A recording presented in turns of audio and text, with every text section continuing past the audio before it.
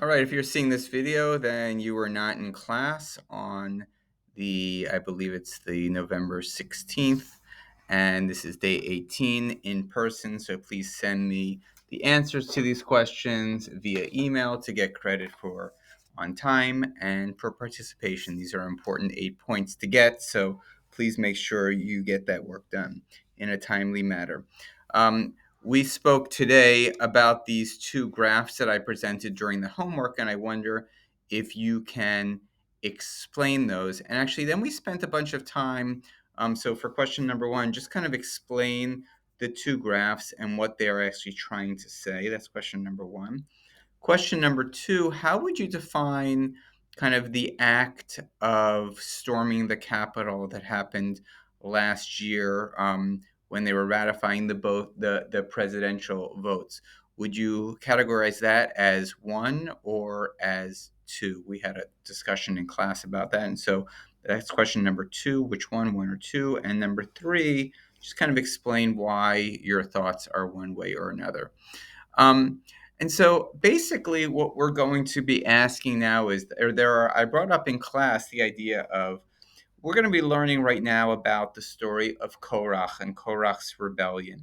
And this is really, Korach is like if you looked up in the dictionary the words machloket she'eno l'shem shemayim, you would find Korach's picture there, right? Because he is the definition. He is the epitome of a machloket she'eno l'shem shemayim. But I guess I want to know how come the other event that we're going to be talking about with the golden calf, how come that is not the picture that we see when we look up machloket she'eno l'shem shemayim? So what makes Korach this kind of the paradigm or the epitome or the poster child, whereas another event is not? And really, for my experiment, and then I kind of wanted to ask the larger question. Hey, actually, we just finished a big unit, a big intro unit, on looking at all the different places where machloket may have happened in the beginning narrative of the Torah. We see one, two, three, four, all machloket experiences. How come those are not the poster child? How come those are? How come we don't read a Mishnah that says, "Oh, machloket she'enu l'shem shemayim"? That's when Adam and Eve argued with God, or that's when Abe argued about Sodom and Gomorrah. And so the question that I want to really understand is what are the components that make up a machloket she'enu l'shem shemayim? And I think actually the way we have to do this is by almost running an experiment. And we need to imagine that every other machloket we see is a machloket l'shem shemayim, okay, is an okay machloket, okay disagreement, and it's only the story of Korach that is the machloket she'eno l'shem shemayim. Now, by the way, that might not actually be true, right? Because it could be that, you know, like you might look up in the dictionary if you're looking up red hair, right? You might look up someone and you might see like a person that has, who has red hair that like is very well known. Maybe maybe Orphan Annie or something like that. That doesn't mean that no one else has red hair. It just means that she's the most recognizable, the most famous, right? And doesn't mean, but I think for our experiment, what I would like to do is I'd like to compare kind of the rebellion of Korach and the rebellion that caused the golden calf to be made. And I want to see what's similar and what's different. And maybe we can kind of isolate the essential ingredient of a machloket l'shem she'eno l'shem shemayim from that. So I want to give that a try. Um, and so we're kind of going to really be doing this. We're going to be kind of trying to create a list of the Korach story and create a list for the golden calf. Um, so my first question is really this one. What is so bad about Korach's main complaint? Like, what is it that's so bad? And that's question number four. And I know you looked a little bit about this on your Ed puzzle this past week, and you looked at different maforshim who kind of look and say, well, actually, this is what's bad, right? It's bad because basically Korach is saying you shouldn't have a lead. There shouldn't be a leader. There should just be everyone should kind of be for themselves. Like Korach is advocating anarchy. But what is so bad about what he's saying? Specifically because we've heard before that God said, "Hey, by the way, Israelites, you are all holy." So in a sense, Korach is saying the truth.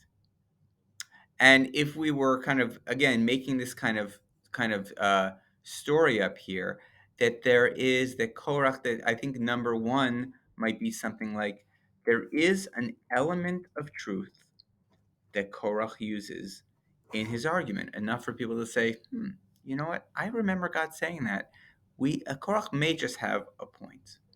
All right, but let's look at this larger piece of what Korach said, because maybe actually this is the bad part, or maybe this is the bad part, or maybe this is the bad part. So like there are like four components. Is it actually that they combined against Moses and Aaron? Is it that they said you have gone too far, Moses and Aaron? Is it that all of the community is holy and God is in their midst? Or is it why do you raise yourself above God's congregation? So make a stand, pick one of these, and try not to pick the holy one because we already talked about that. One of the other ones and say this is why I think Korach. This is really what Korach did that was bad. And that's question number five. I will bring up in class just because I thought it was a beautiful, beautiful answer. Actually, David Gilman noticed that the word God is said here, and in a sense, it's not just that Korach is saying this is what I believe. Korach is trying to make Moses believe and the people believe that actually this is what God wants as well. So, like bringing God into the picture and saying God is actually on my side of the argument, and so like that's a strategy that Korach is using very much so, having God part of the argument. Um, the other piece, obviously, is this piece that we brought up in the Ed puzzle itself, that that Korach is a Levite, so why might he be angry? That's number six. And then the other people that he gathers together are the Reubenites, and why might they be angry? That was question seven, and you're going to have to kind of go back to the Ed puzzle to get the answers to six and seven. Um, but it points out a real strategy of Korach as well. That Korach is not just saying, "I have one singular thing that I am angry about." Korach is saying, I'm angry, but before I bring my grievance, I don't really care if Moses can solve it or not. I'm going to get everyone that's angry about something, and we're going to all come together. So, in a sense, Moses doesn't even have a chance to kind of solve the problem, because everyone has something to say. And Hunter brought up in class something about a Spider Man movie where all the villains kind of get together and onto Spider Man. All right. Um, so, one of the things that now we can say Korach does, besides what David said, bringing God into the picture, having a kernel of truth, um, is that he exploits grievances. He takes two angry parties with different goals and brings them together. Now I want to look at the timing of the rebellion itself. So there are two different ideas about the timing of when this rebellion took place. So the first is by the Ramban, and the Ramban says, just look at the Torah, everyone. The Torah tells you exactly when this rebellion happened. The story right before this story is the story of the spies. The Israelites are marching in the desert. They get to the border of the promised land. They're about to go over, and Moses says, You know what? Before I go, I'm going to send out some scouts to scout out the land and to give us like a little preview about what the land is going to be like. Obviously, Moses is trying to kind of say, I think I might be able to get people really excited about it by bringing back these great reports. But actually, these spies come back with a horrible report of the land, and they get people really scared, and they get people really convinced that they cannot go into the land, and God is furious, and God says, you know what, you're scared of the land. Well, you don't deserve to be able to go into the land. You don't want to go into the land. I'm not letting you go into the land. For every day that the spies were out there touring the land and checking it out, how many days was that? Oh, that was 40 days. For every day, I'm placing a year on your time in the desert. You're going to need to stay in the desert for 40 years. So it's right at that moment, right after that, we see the incident of Korach. So in that case, what is it, and this is question number nine, what is it that Korach is doing? What is he trying to use there in order to make his rebellion happen? Now, Evan Ezra says something completely different. Evan Ezra says, you know what, actually, we haven't, the Torah is read in a certain order. And we start to believe that that means actually that's exactly how the events happen. But actually, that's not true. Ibn Ezra is saying the Torah is actually not in the correct order.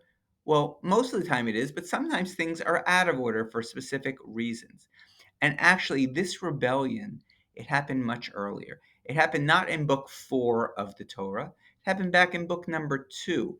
And when did that happen? What happened when actually God, the Israelites started building and completed building the house that God would kind of reside in among the people. It started working. The priests started working there. Things started, the ritual life started functioning. And that's when the rebellion happened. So by the way, which one do you think is actually correct? That's your question number 10. And why would Korach be rebelling if this rebellion happened at the time right after the temple, the Mishkan, the house of God, the tabernacle started working? That's question number 12. Now we took a little aside in class and looked at this idea in general of what Ibn Ezra is saying, that the Torah is not always in the correct order. And there's a phrase for this. It's an important phrase to know because it's used often. And it's a phrase that I want everyone to know in class. And it is right here. Ein mukdam umeuchar ba Torah. There is no earlier and later in the Torah. And basically, what that's trying to say is there is no chronological order always. There's not always chronological order to how the Torah works, to the stories in the Torah. And so, like some stories that you think are here actually could be here. Now, there's the most famous of this I want to just bring up. This is where the computer froze, but we're still on. Here's the most famous example of all. So, in the book of Shemot, in the second book of the Torah, we see we see first. Here it is. We see three things happening. Number one, there's a revelation at Mount Sinai. Okay, and Moses, everyone gets kind of the Ten Commandments. Right after that, we see in the Torah that God gives the instructions to build this thing called the Mishkan, or this house of God. Right here, you see that house. You see the fire of God kind of over it, kind of saying God is present. And then after that, we have the golden calf. But Rashi looks at these three events, 1, 2, and 3, and says, Ein mukdam umeuchar batorah. There is that this is not in the correct chronological order. So here's a hard question. What is the chronological order? What do you believe should be the chronological order? That's question number 13. Which one of these should be first? The revelation, building of the Mishkan, the golden calf? Which one should be first? Which one should be second? Which one should be third? So that's 13 would be which one would be first, 14 which one second, 15 which one third. And here's what Rashi believes. So here it is right here. This is what you want to kind of be able to show. And okay, and here's Rashi. Rashi says this is how it actually should be. That it should actually be that the God comes to appear at Revelation, then they build the golden calf, and then God comes later and offers the Mishkan. Okay, so this is a hard question. Question number 16. Why does Rashi want it to be this way? What is learned? What do we learn from this way? So we have so this is a nice event, but scary. This is a horrible event. And this is kind of a very nice event that God gives. But God is up high here. God is far away. And now God is in among the people, kind of hanging out around this Mishkan, this tabernacle. So by Rashi is saying, this is how the story has to be understood. We have to see there's this attempt of God to get to kind of know the people through revelation, through this giving the Ten Commandments. Moses goes up the mountain and he's away for a while, and the people get scared and they build a golden calf. After that, it seems like God will never forgive the people. But after that, God actually says, you know what? I did something that was wrong. I messed up. I thought that these people needed a God like a Mount Sinai God, but actually they need a God like that's a friend, that's a neighbor. And I'm going to try to be that God for them as well. That's the kind of God they need. This is why Rashi says it has to be this way. By the way, just to tell you, just like in our case here with when did Korach's rebellion take place, The Ramban says there's no such thing as Ein Mukdam U'Me'achar Torah. I don't believe that. Ramban is also going to say in this case, there's no such thing as Ein Mukdam. There is no such thing as Ein Mukdam U'Me'achar Torah. I totally disagree with that idea. Rashi, you're completely wrong. And this is how I understand the Torah to have happened. It doesn't happen this way. Rather, it happens like this. Revelation is a sign of God's love, number one. The Mishkan is a sign of God's love, number two. Golden calf threatens that love. A new set of 10 commandments restores that love. Building project of God's house continues as a symbol of that restored love. So Rambam says, no, you don't have to change things around. It can be really understood exactly the way it is. And we stopped with that. So best of luck.